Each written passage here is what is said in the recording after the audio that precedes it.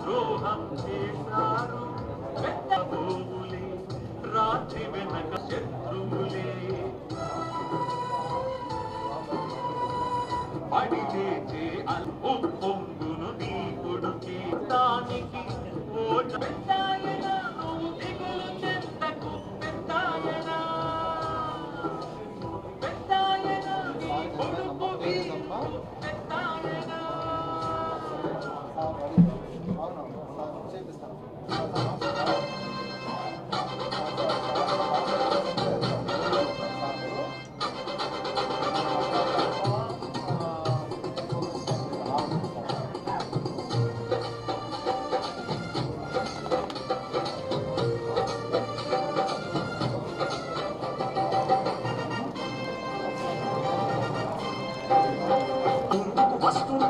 అందరి బంధువు చక్కని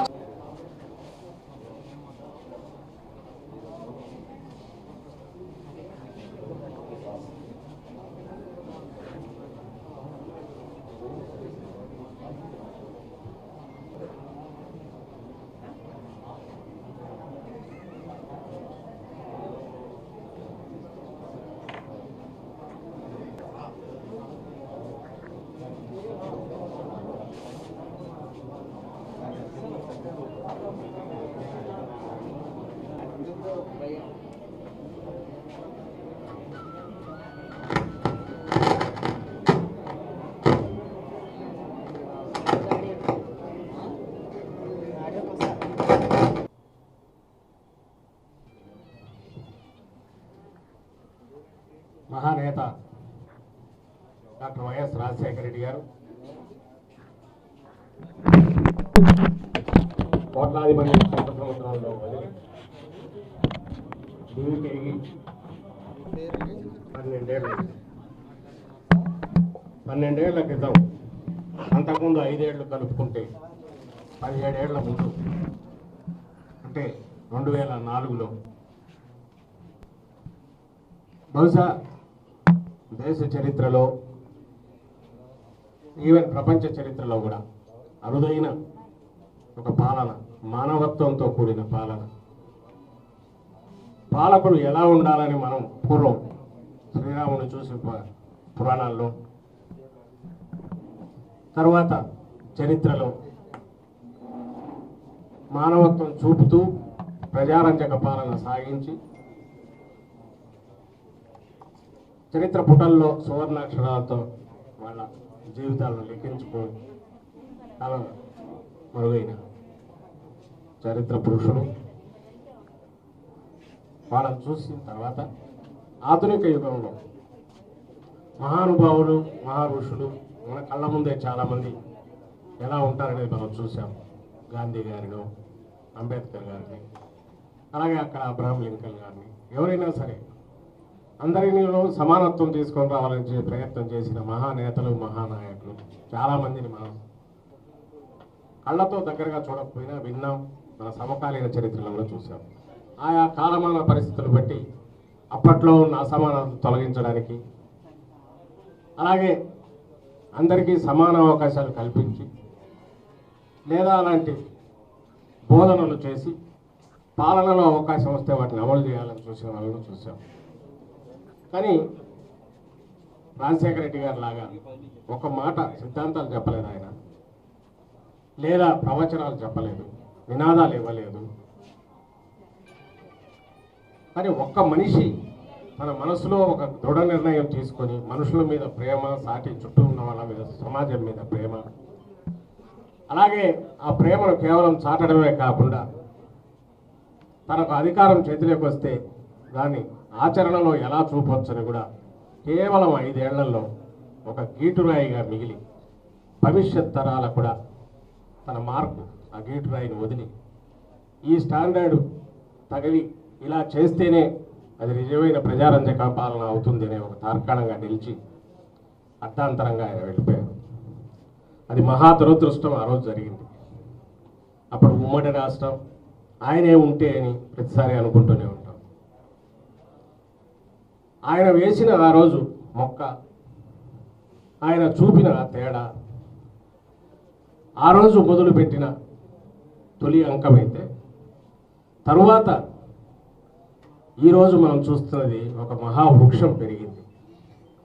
ఆయన ఆలోచనలోంచి అందామా, ఆయన ఆచరణలోంచి అందామా, మనసులో పొరల్లో ఎక్కడ గూడు కొట్టుకొని ఉన్నదో ఆయన గూడు కొట్టుకుని ఉన్నదో మరి అవి చేతల్లో 5 ఏళ్లలో ఆయన చూపిన ఆ తేడా ఏదైతే ఉందో, మనుషులందరినీ సమానంగా తీసుకొని రావడం వైపు, అవకాశాలు సమానంగా సృష్టించడం వైపు, అలాగే అన్ని వర్గాల వారికి ఆయా వర్గాలకు సంబంధించిన వాళ్ళ పురోవృత్తులనండి, లేకుంటే జీవితానికి వాళ్ళ జీవితం పురోగతిలో నడిపించుకోవడానికి అవసరమైన అవకాశాలు సృష్టించడం అనండి, రైతాంగం అయితే వ్యవసాయము, ఉద్యోగులు అయితే వాళ్ళ గురించి క్షేమం చూస్తూ ఇటు వర్టికల్గా హారిజాంటల్గా 2 వైపులా కూడా ఒక పెద్ద చట్రం, ఒక ఫ్రేమ్ తయారు చేసి ఆయన వదిలేస్తే అది ఈరోజు మహావృక్షమైన ఆయన తనయుడే జగన్మోహన్ రెడ్డి గారు ఈరోజు దాన్ని విస్తరింపజేసి దానికి అవసరమైన వ్యవస్థలను కూడా ఏర్పాటు చేసి ఆ తండ్రికి తగిన తనయుడుగానే కాకుండా ఒక సంస్కర్తగా, ఒక అభ్యుదయవాదిగా, ఒక సామ్యవాదిగా ఈయన కూడా ఒక్క మాట ఎక్కడా మాట్లాడలేదు, ఎక్కడా చెప్పలేదు, అనవసరమైన ప్రవచనాలు చెప్పలేదు. ఆచరణలో ఈరోజు మన ముందు కళ్ళ ముందు సాక్షాత్కరింపజేశారు. రామరాజ్యం అని ఒకప్పుడు అనుకుంటే రాజన్న రాజ్యంగా నిలిచిపోయిన ఆ 5 ఏళ్ల పాలన ఇప్పుడు జగనన్న రాజ్యంగా మన ముందుకు తీసుకొచ్చేసి ఇంకొక కొత్త గీటురాయి 2 ఏళ్లలోనే గీసి ఇదిగో ఇది ఇలా ఉంటుంది. ఆ రోజు ఏదైతే చెప్పారో నాన్న 1 అడుగు ముందుకేస్తే నేను 2 అడుగులు వేయడానికి ప్రయత్నం చేస్తాననేది 2 కాదు 10 అడుగులు ముందుకేస్తానని చెప్పి ఒక ఒక ఒక స్థిరమైన దృఢమైన నిర్ణయంతో ఆయన వేసిన అడుగు ఈ 2 ఏళ్లలోనే ఆంధ్రప్రదేశ్లో మొత్తం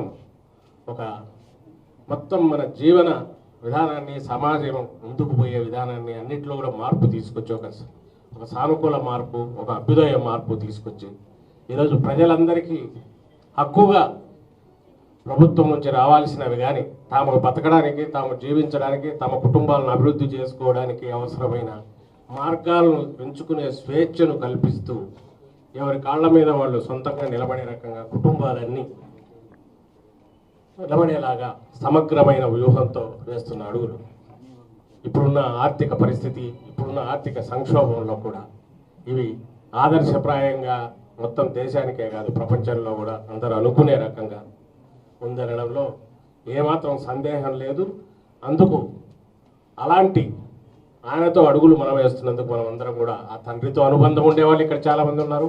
అలాగే ఆయన కుమారుడు ఈరోజు మన ముఖ్యమంత్రి గారు, ప్రియతమ ముఖ్యమంత్రి గారు ఎక్కడ ఆశాభంగం కలిగించకపోవడం కాకుండా ఉంటే ఇలాంటి నాయకుడితోనే ఉండాలని మొత్తం వైఎస్ఆర్ కాంగ్రెస్ పార్టీ కార్యకర్తలు, వైఎస్ఆర్ అభిమానులు, ప్రపంచవ్యాప్తంగా ఉన్నవారు, దేశవ్యాప్తంగా ఉన్నారు, తెలుగు రాష్ట్రాల్లో ఉన్నవాళ్ళు, ముఖ్యంగా మన ఆంధ్రప్రదేశ్లో ఎవరైతే ఆయన మొదలుపెట్టిన సంక్షేమ యజ్ఞం, అభివృద్ధి యజ్ఞం ఫలాలు అనుభవిస్తున్నారు వారితో సహా అందరం అంగీకరించక తప్పని పరిస్థితి ఈరోజు ఉందంటే అది కేవలం ఆ దేవుడిచ్చిన వరమో ఆ తండ్రి కొడుకులకు తెలియదు. కానీ వాళ్ళ ఎక్కడి నుంచి ఏ సిద్ధాంతాలు చదవకుండా ఒక మానవతావాదిగా ఒక స్పష్టత ఉంటే, ఆలోచనల్లో స్పష్టత ఉండి ఒక అవసరమైన నిబద్ధత ఉంటే, అలాగే పట్టుదల ఉంటే ఒక మనిషి మహామనీషిగా ఎట్లా ఎదగొచ్చు, భావి చరిత్ర మీద తమ మార్పు, తమ గుర్తు ఎలా వేయవచ్చు అనేది ఇద్దరు చూపిస్తున్నారు. అందులో పెద్ద ఆయన కనుమరుగయ్యారు, ఈయన ఈరోజు మన కళ్ళ ముందు ఉన్నారు. ఆ కనుమరుగైన పెద్ద ఆయనకి ఈరోజు నివాళిగా మనం మాట్లాడుతుంటే అలాంటి వ్యక్తితో మనం ఇంతకుముందు పుస్తకాల్లో చదువుకున్న మహానుభావుల గురించి చదివితే ఈయనతో బహుశా లక్షలాది మంది రాజశేఖర రెడ్డి గారితో ఏదో ఒక రూపంలో మాకు సాన్నిహిత్యం ఉంది, మేము చూసాం. మేము చిన్నప్పుడు చెప్పుకునేవాళ్ళం, ఏదో ఆయన గాంధీ గారు వచ్చినారంటే ఇంకా మీరు చూశారని మా తండ్రి వాళ్ళు చెప్తే, నెహ్రూ వచ్చాయంటే మేము చూసామని చెప్పుకునేవాళ్ళం. అలాంటిది రాజశేఖర రెడ్డి గారు లాంటివి మేము మాట్లాడాము, మేము ఆయనతో కలిసి అడుగు వేసాము అని రాష్ట్రంలో లక్షలాది మంది గర్వంగా చెప్పుకునే ఒక అలాంటి ఆ మనిషితో మనం ఉన్నాం. ఈయన ఒకరు మన మధ్యనే ఉన్నారు. ఇలా ఉండి మన చుట్టూ అందరికీ మన కష్టాలున్నా సరే నలుగురికి ఎట్లా సహాయపడవచ్చు అనేది ఆచరణలో చూపాడు. ఆయన మామూలు రక్తమాంసాలున్న మనిషి అలాగే ఉండే ఒక మహామనిషిగా ఎదిగచ్చాడు. మనం కూడా ఆ స్ఫూర్తితో 2 అడుగులు ముందు వేస్తే బాగుంటుందనే ఒక ఆలోచన కానీ ఒక ఉదాత్తమైన స్ఫూర్తిని కానీ ఆయన నుంచి తీసుకోవడానికి మనం ప్రతి సంవత్సరం ఆయన తలుచుకుంటూ ఉంటాం. అలాగే దాన్ని ఆచరణలో ఈరోజు తీసుకొచ్చి ఆ గుర్తులు చెరిగిపోకుండా కోట్లాది మందిలో ఆ రోజు మధ్యలో ఏదైతే ఉందో అది శాశ్వతంగా ముద్ర ఉండేటట్టు తండ్రికి అంతకంటే ఏ కొడుకు కూడా పెద్ద బహుమానం ఇవ్వగలిగింది ప్రపంచంలో ఉంటుందని నేను అనుకోను. అలాంటి బహుమానం ఇచ్చిన జగన్మోహన్ రెడ్డి గారికి తన వారసుడుగా వదిలి వెళ్ళిన ఆయన పెద్ద ఆయనకు నివాళి అర్పిస్తూనే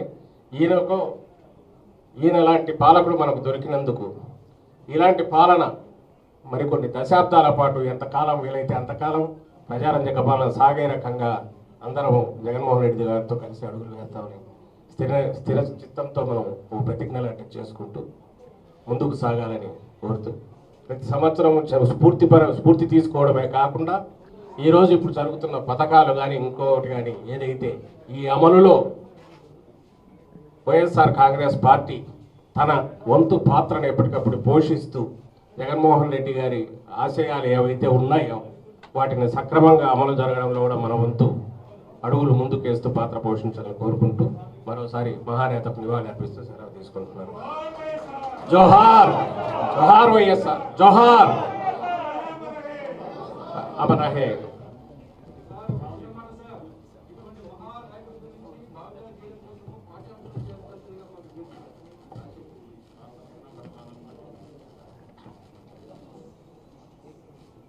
వరప్రసాద్ అనువాదం సంకల్పన చేసినటువంటి పుస్తకం.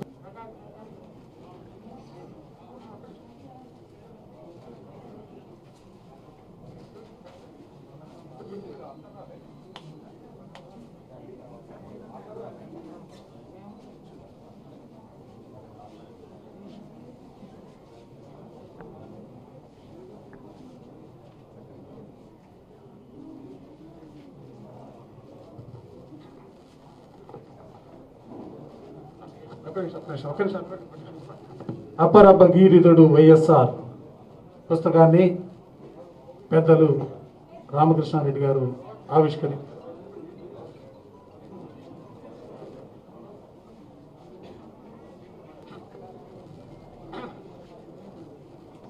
బట్టల పంపిణీ కార్యక్రమానికి సంబంధించి పెద్దలు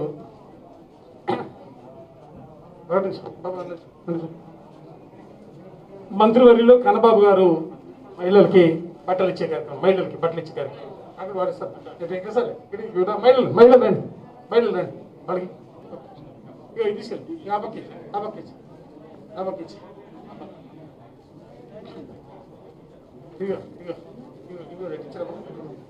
మీరు పక్కన 1 బ్యాగ్ తీసుకోండి బాబు.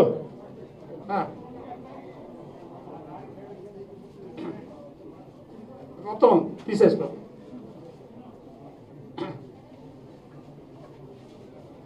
డొక్కా మాణిక్య ప్రసాద్ గారు.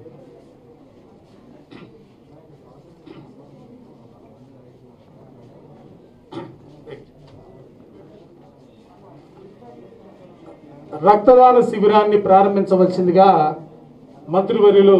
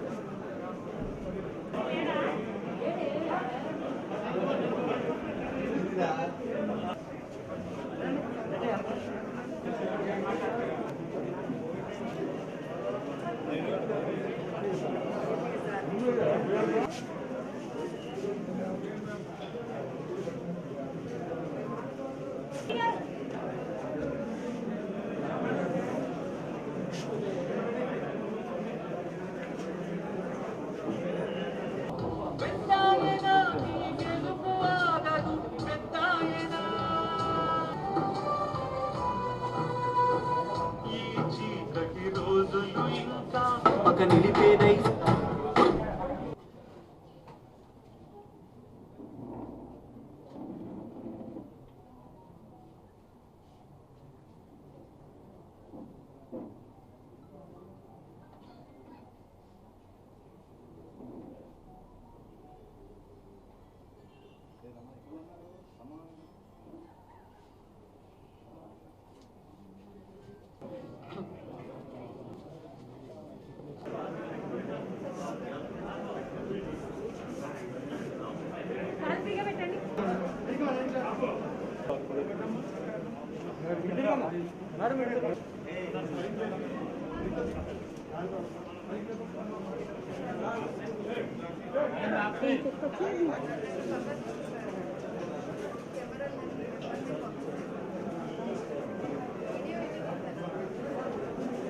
యాడున్నావో రాజన్న గుర్తుకు తెచ్చాడు మళ్ళీ జగనన్న నీ బిడ్డలు నిన్నే చూస్తున్నాను ఇంకా లేనే లేదయ్యో ఏ భయం యాడున్నావో రాజన్న గుర్తుకు తెచ్చాడు మళ్ళీ జగనన్న నీ బిడ్డలు నిన్నే చూస్తున్నావు ఇంకా లేనే లేదయ్యో ఏ భయం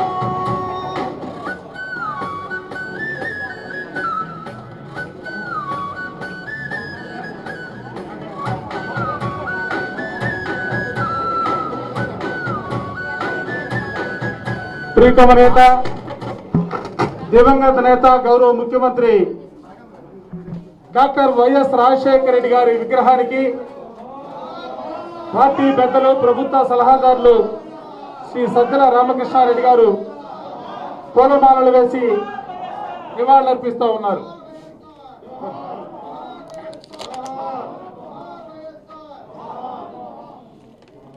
జోహార్ డాక్టర్ వైఎస్ రాజశేఖర రెడ్డి గారు, జోహార్ డాక్టర్ వైఎస్ రాజశేఖర రెడ్డి గారు, జోహార్ డాక్టర్ వైఎస్ రాజశేఖర రెడ్డి గారు.